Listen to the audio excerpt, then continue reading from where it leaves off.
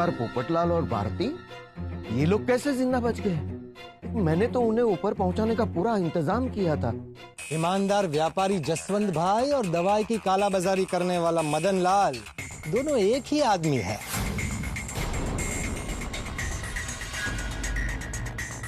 Okay. अरे कमाल करते हो, इतना बड़ा इल्जाम लगाते हो। मैंने कुछ बिगाड़ा है आपका? मुझे कालाबाजारी करने वाला कहते हो? क्या सबूत क्या है आपके पास? क्या सबूत है? अगर नहीं है तो मुझे जाने दो। मुझे बेवजह तुम इस तरह परेशान मत करो। बेवजह? बेवजह? इतनी जल्दी भूल गए कि तुम दवाई की कालाबाजारी करते हो? देखिए, मैं आपको जानता नहीं हूँ। कौन है? कौन है आप?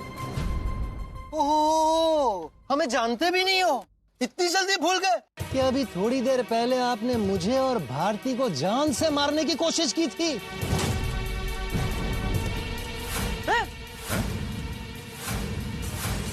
और आपकी वजह से ना जाने कितने लोगों को जरूरी इंजेक्शन और दवाइयां नहीं मिल रही हैं।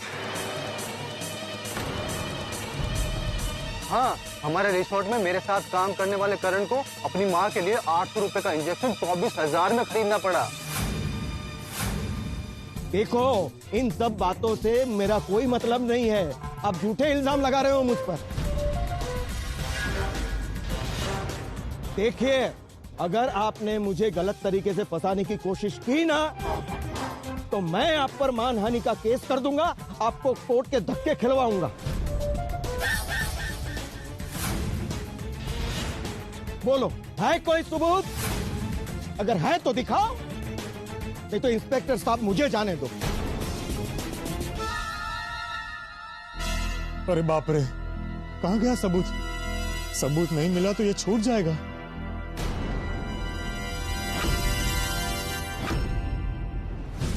देखो पोपटलाल, बिना सबूत के कानून के पंजे और पुलिस के डंडे भी कुछ नहीं कर सकते। तो पत्रकार पोपटलाल, अब मैं चलूं? बिना सबूत के तुम लोग मुझे कुछ नहीं कर सकते, और मैं कोई सबूत नहीं छोड़ता। और आप सब सारी जिंदगी परेशान रहोगे कि मदन लाल को पकड़ नहीं पाए।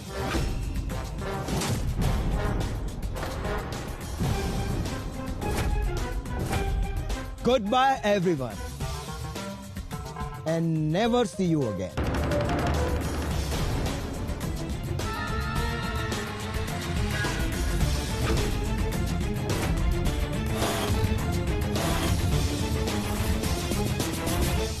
इंस्पेक्टर साहब, मैं जा सकता हूँ ना? हाँ, जब सबूत से नहीं है तो फिर आप जा सकते हैं। 1 मिनट रुको, सबूत है।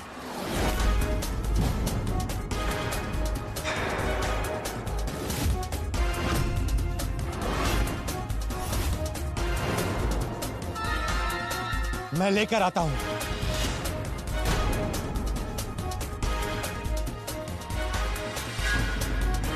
अरे, ये पोपट भाई कहाँ चले गए?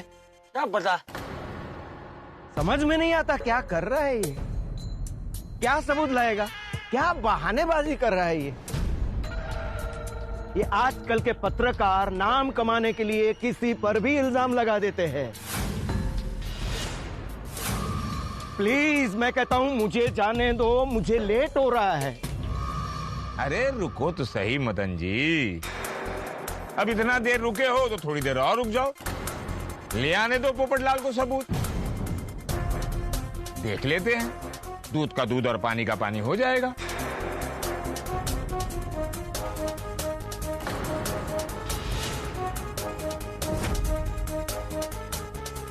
वो अब तक नहीं आया, कहीं भाग तो नहीं गया? भाग गया वो। आएगा आएगा। अरे 1 मिनट रुक, वो पोपटलाल आ गया।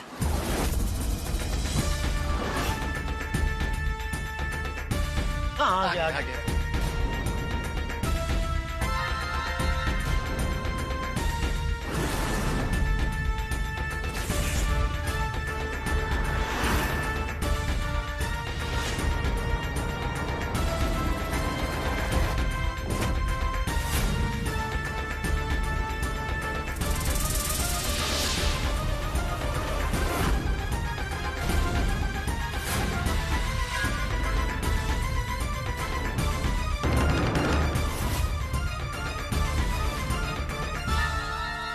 क्या भाई, लाए सबूत?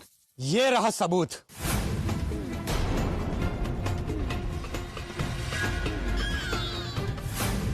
मेरे हर मौसम का साथी, मेरा हमदम, मेरा हमसफर, मेरा छाता। अरे यार सबूत दिखाओ ना, ये छाता क्या दिखा रहे हो पोपटलाल?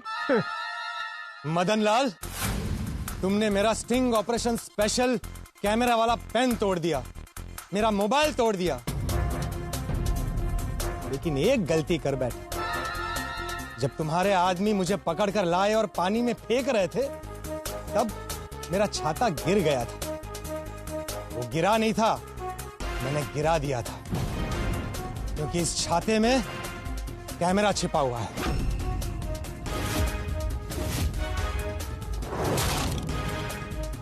Oh my God! छाते में कैमरा। अरे वाह Popatlal.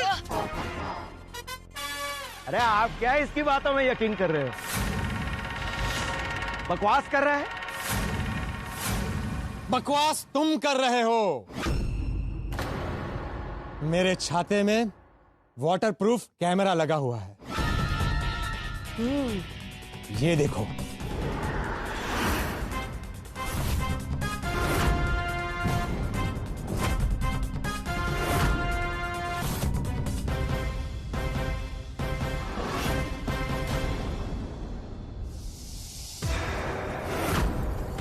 Oh my God! What a fantastic idea, Popatlal. इसमें तुम्हारा सारा प्लान, तुम्हारी सारी बातें, तुमने हमारे साथ जो सुलूक किया, सब कुछ रिकॉर्ड हो चुका है। देखना चाहते हो? इसमें सारा सबूत है। अरे छाता क्या दिखा रहे हो पोपटलाल? उसके अंदर का वीडियो है वो दिखाओ, वो सबूत बनेगा। मैं अभी टैब लेकर आता हूँ। अरे अभी तो तुम मेरे कब्जे में हो, अपने बारे में सोचो। स्टिंग ऑपरेशन करने आए थे ना मेरा, मैं तुम्हारा ऐसा ऑपरेशन करूंगा कि जिंदगी में कभी किसी के स्टिंग ऑपरेशन के बारे में सोच भी नहीं सकोगे।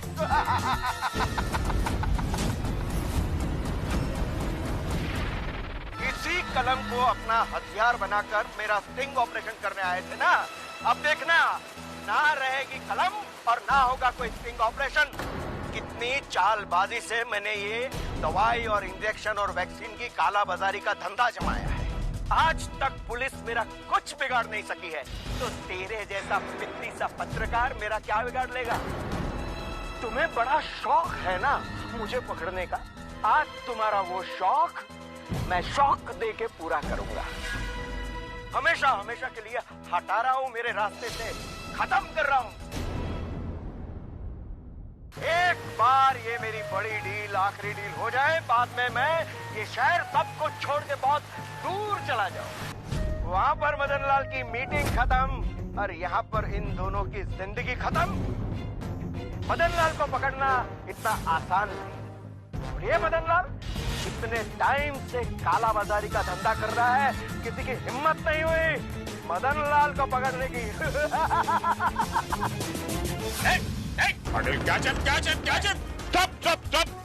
Don't move! Hey, कहाँ भाग रहे हो? चलो! Quick! चलो!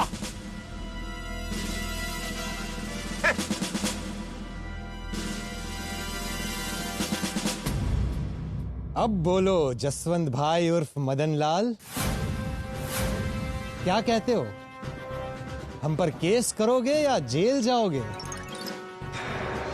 या आप भी यही कहोगे कि ये सब झूठ है? शर्म करो, शर्म।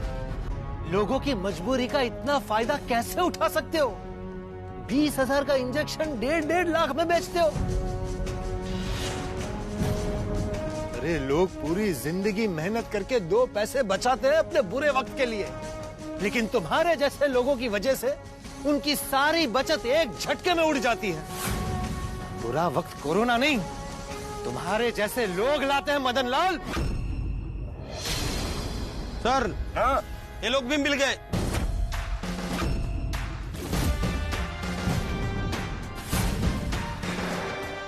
ओह नो, ये दोनों भी पकड़े गए। मतलब सारी बातें खुल जाएगी। और 2 मोबाइल मिला है सर। गुड। ये मोबाइल तो हमारे है। हाँ, सेठ जी आपका मोबाइल। वाह वाह वाह बाबूजी मोबाइल मिल गई। चलो ये दोनों मायावी भी पकड़ी गई। आप लोग ध्यान से सुन लो, कानून के पंजे से और पुलिस के डंडे से कोई नहीं बच सकता अगर उसने गुनाह किया हो तो। ये तो होना ही था। यस। गलत काम करने वाले लोग आज नहीं तो कल पकड़े ही जाते हैं। तुम लोग शायद बच भी जाते अगर डॉक्टर मालपानी यानी हमारे हाथी भाई पकड़े गए उसके बाद भाग जाते तो।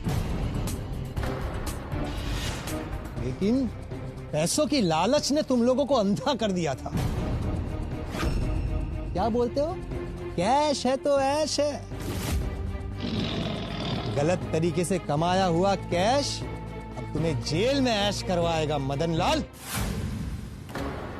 तुम यही सोच रहे हो ना कि हमने तुम्हें कैसे मात दी? सही सोच रहे हो। तुम बहुत चालाक हो और हम ठहरे भोले भाले इंसान।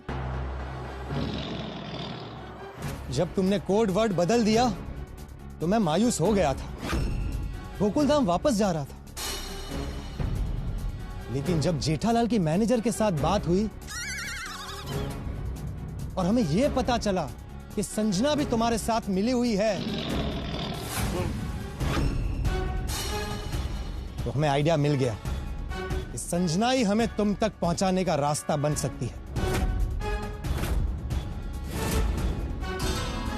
अरे हम तो तुम्हें पहले ही पकड़ लेते हैं, लेकिन ये हेलो सर इसने हमें भटका दिया।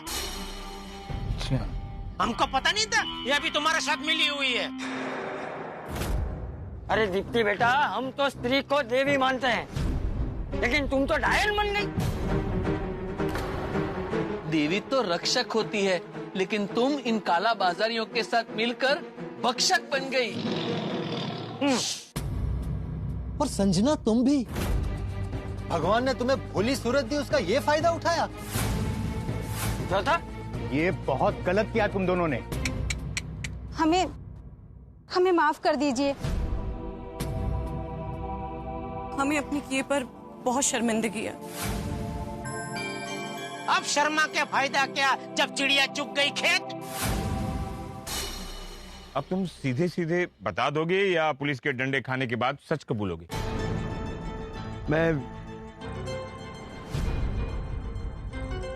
मैं सच कबूल करता हूं। मैं सब बताता हूं। ये बताओ, तुम वाटर पार्क को ऑपरेट कैसे कर रहे थे? रिसोर्ट के मालिक को मैं पहचानता हूं। मैंने उससे परमिशन ली थी कि जब तक ये वाटर पार्क बंद है मैं उसे अपने गोडाउन की तरह इस्तेमाल करूं। ओह, मतलब तुमने उन्हें धोखा दिया है। इस वाटर पार्क का मेन गेट हमेशा बंद रहता है, लेकिन एक छोटा गेट है जो रिसोर्ट से भी है,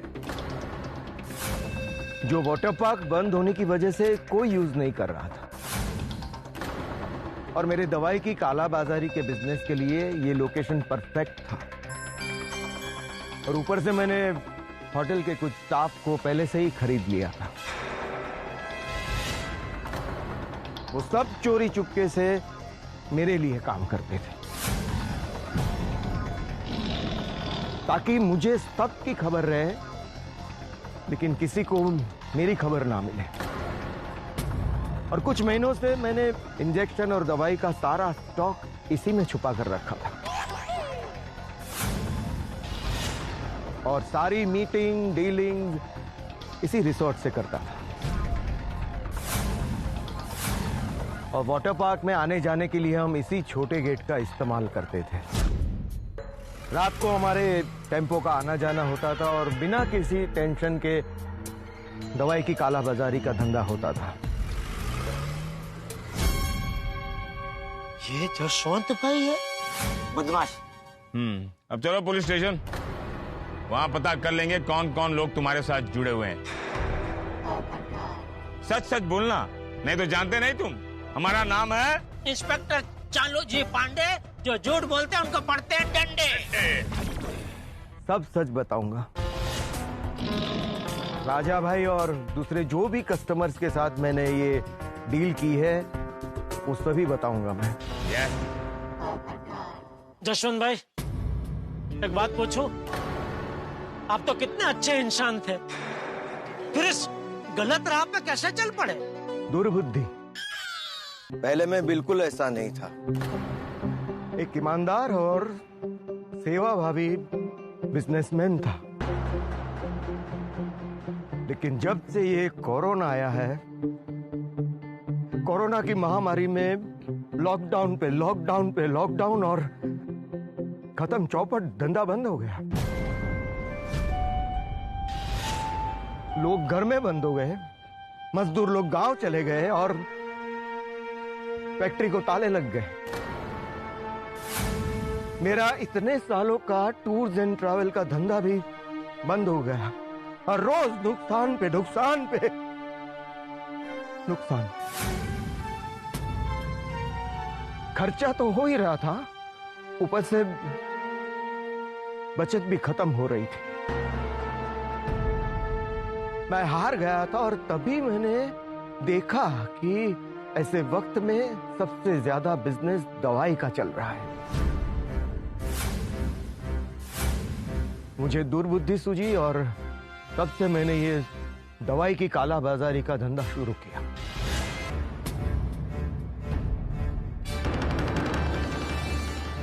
और कुछ ही दिनों में इतनी कैश कमाने लगा कि ऐश ही ऐश होने लगी।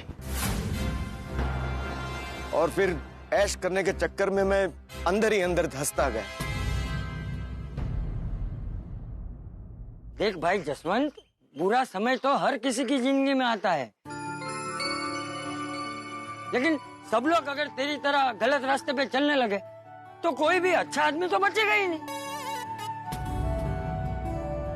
परिस्थिति चाहे कितनी भी बुरी क्यों ना हो, लेकिन हमें कभी भी खराब काम करने के बारे में सोचना भी नहीं चाहिए। दुर्बुद्धि को हम पे हावी नहीं होने देना चाहिए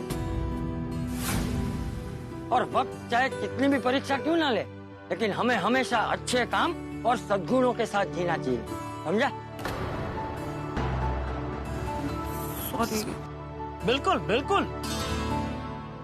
मित्रों, चाचा ने बिल्कुल सही कहा। कोई भी व्यक्ति जन्म से गुनहगार नहीं होता, हालात उसे गुनहगार बना देते हैं, लेकिन हालात को दोष देके हम व्यक्ति को क्षमा नहीं कर सकते, गुनहगार को माफ नहीं कर सकते। ईश्वर से प्रार्थना कर सकते हैं कि ईश्वर हमें सद्बुद्धि दे, हमारी बुद्धि बिल्कुल ठीक रखे। वक्त खराब हो सकता है लेकिन बुद्धि खराब नहीं होनी चाहिए, उस वक्त मन चलित नहीं होना चाहिए, क्योंकि वक्त अच्छा हो या बुरा जैसा भी हो बीत ही जाता है। लेकिन इस वक्त मैं बेहद खुश हूँ। सत्यमेव जयते, सत्य की विजय हुई, सत्य का साथ देने वालों की विजय हुई। मिशन काला कौवा सफल हुआ और काला बाजारी पकड़ा गया। ये तो हो गया, लेकिन बहुत कुछ होना बाकी है। बहुत किस्से, बहुत मस्ती, बहुत हंगामा। बस देखते रहिए तारक मेहता का उल्टा चश्मा, देखते रहिए, हंसते रहिए। तारक मेहता का उल्टा चश्मा, तारक मेहता का उल्टा चश्मा। तारक भाई, बच्चे खेलते हैं क्रिकेट, रोज खिड़कियों के कांच टूट जाते हैं, आज थोड़े ऐसे प्लेयर्स रिकॉर्ड तोड़ जाते हैं। खेलो बच्चों, तारक मेहता का उल्टा चश्मा, तारक मेहता का उल्टा चश्मा, तारक मेहता का उल्टा चश्मा। मिशन काला कौवा सफल हो गया, हो गया।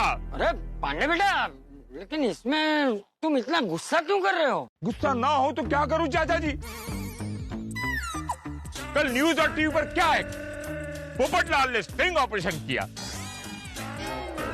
दवाइयों की कालाबाजारी करने वाले को पकड़ लिया, उसने छतरी में कैमरा रखा और बड़े स्मार्टली उनका सारा रिकॉर्ड कर लिया। खुद अपने आप को मौत के जाल से छुड़ाकर हमारे सामने आ गया। कालू पांडे ने क्या किया? एंड में आया, उनको पकड़ा और लेके चल दिया। मैं जब घर से निकला था तो पासुंदी को कहा था कि मैं आज बहुत बड़े मिशन पे निकला हूं, देखना ये केस मैं सॉल्व करके आऊंगा। अब मैं बासुंदी को क्या बोलूंगा?